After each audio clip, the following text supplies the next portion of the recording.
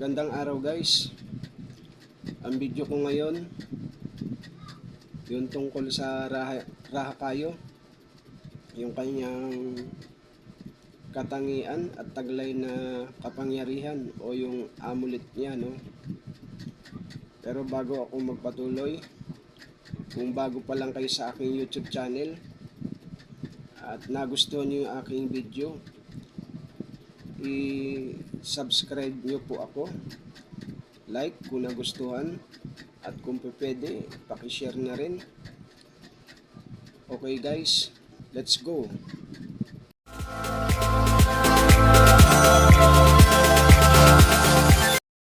Okay guys, magte-testing ako ng Raha Kayo. Ipakikita ko sa inyo kung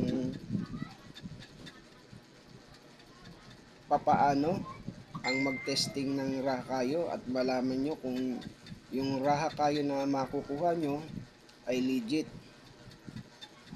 May tatlong klase ng paraan ng pag-testing sa Raha Kayo. Pero bago yan guys, magbibigay muna ako ng konting kaalaman na ni-research ko sa may Google tungkol sa katangian at taglay na kapangyarihan ng Raha Kayo. Okay guys, panoorin natin. Ang Raha Kayo, hari ng kahoy, ay ang kataas-taasang hari sa kagubatan sa lahat ng iba't ibang mga species ng mga puno. Lumalaki ito sa tropikal na kagubatan na nagtitiis sa pabago-bagong natural na kapaligiran. Ito ay patuloy na sumisipsip ng kapangyarihan mula sa araw at buwan na kakanyahan, pagkatapos ng daan-daang taon ng tempering at itinaas ang sarili nitong natatanging espiritual at Emmanuel. Sa kailaliman ng kagubatan, halos hindi nakikita ng sikat ng araw sa buong araw na nagbibigay ng pinakamagandang kapaligiran para magtipon ang espiritu.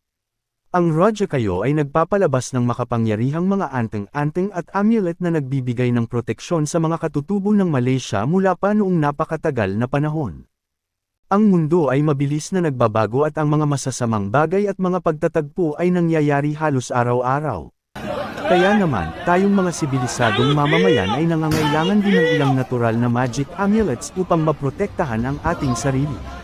Ayon sa pahayag ng mga katutubong mamamayan ng Malaysia, maraming puno ng kagubatan ang nagtataglay ng espesyal na kapangyarihan at mahiwagang enerhiya.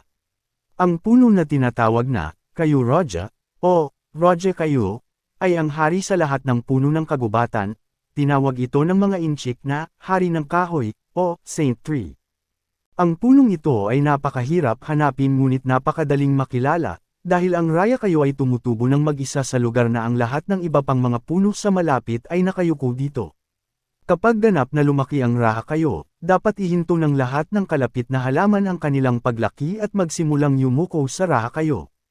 Ang kakaibang dahon, na walang mga tangkay, lahat ng dahon ay tumutubo patungo sa langit. Sabi ng matatanda, si Raha Kayo ang hari ng droga.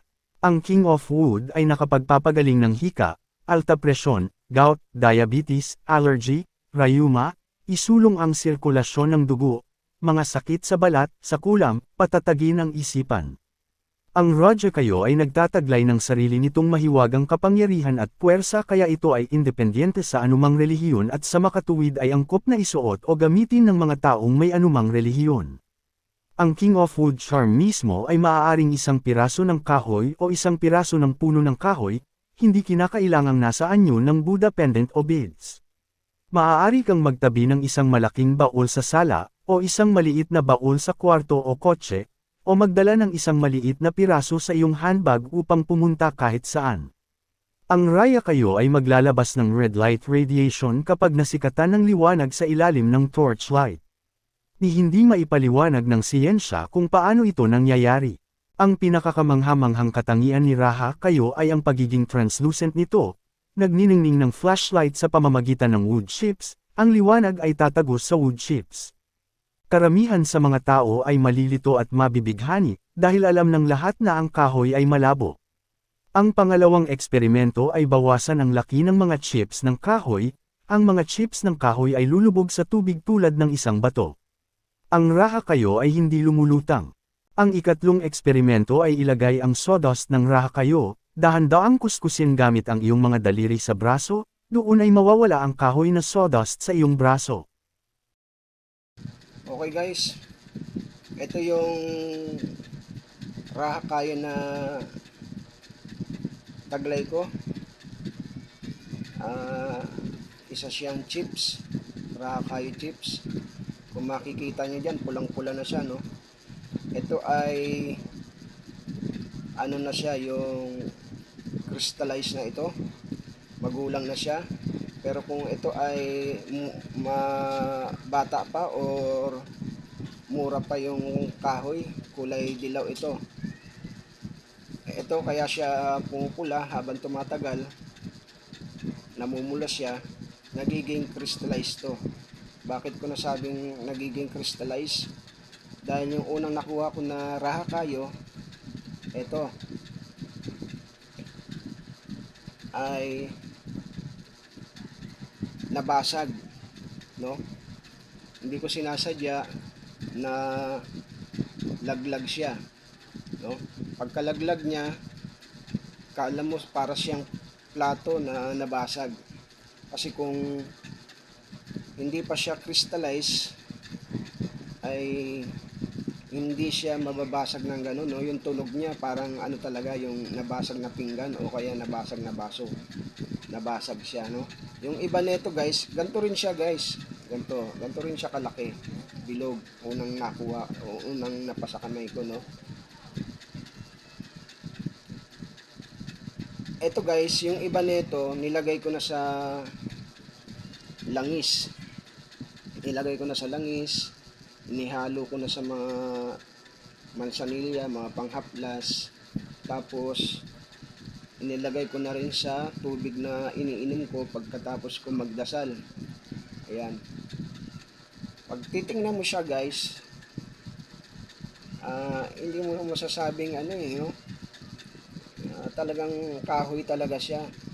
Pero nagtaka ako bakit nabasag siya ng ganun, akala mo plato, no? Okay guys, pakikita ko sa inyo, no, kung ano yung unang pag-testing, no, na masasabi nating legit siya. Kailangan guys, meron kang flashlight, no? Yung flashlight ilalagay mo sa ilalim, o dito. Yung flashlight ilalagay mo sa ilalim at makikita mo, ayan, yung liwanag ng ilaw,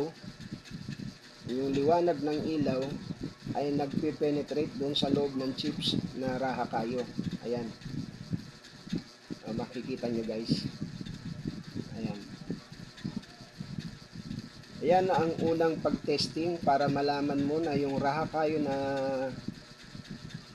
mapapasa kamay mo o taglay mo ay legit. Yan ang unang pag-testing. Dikit natin.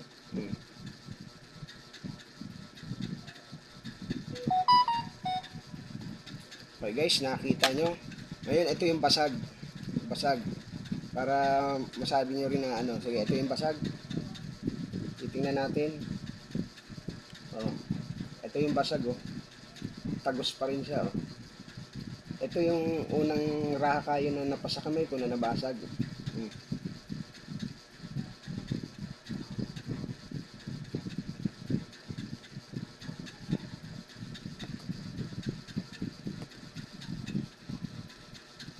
Okay guys, ito guys, ang pangalawang pag-testing nito guys,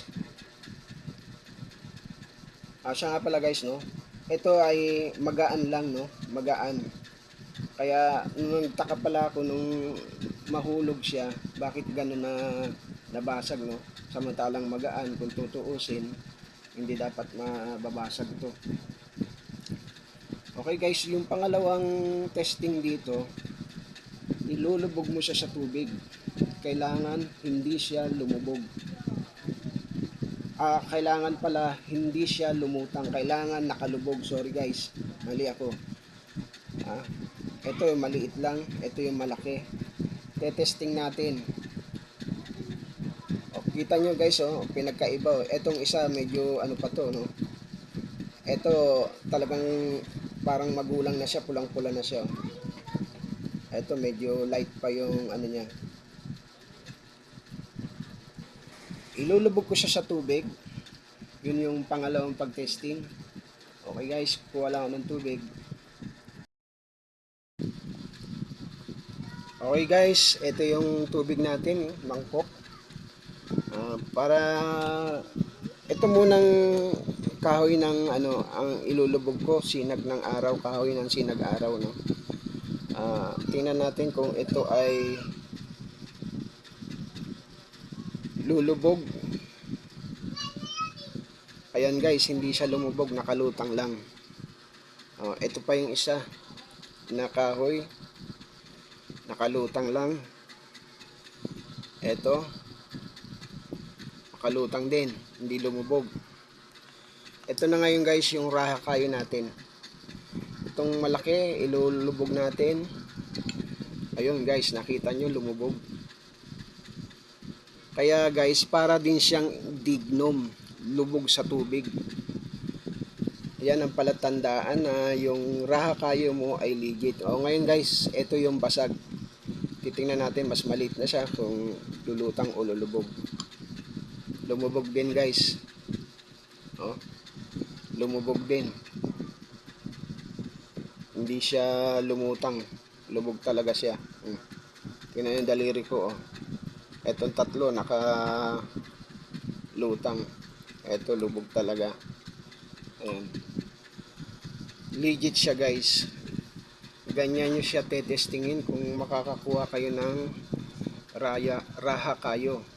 Yung pangatlong testing guys, yung sawdust niya, kapag ipinahit mo yun sa may braso, sa iyong braso at kinuskus mo, nawawala yung kanyang dust. Nasubok ko na rin yung guys, kaya lang ngayon hindi ko na siya ipakikita sa inyo.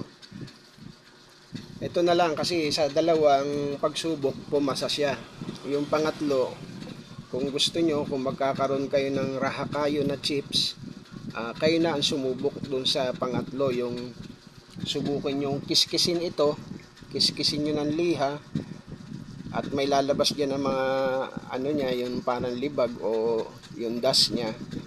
Pag marami na, ilagay nyo sa braso nyo, tapos ipahid nyo, mawawala. Yun yung pangatlong pag-testing guys.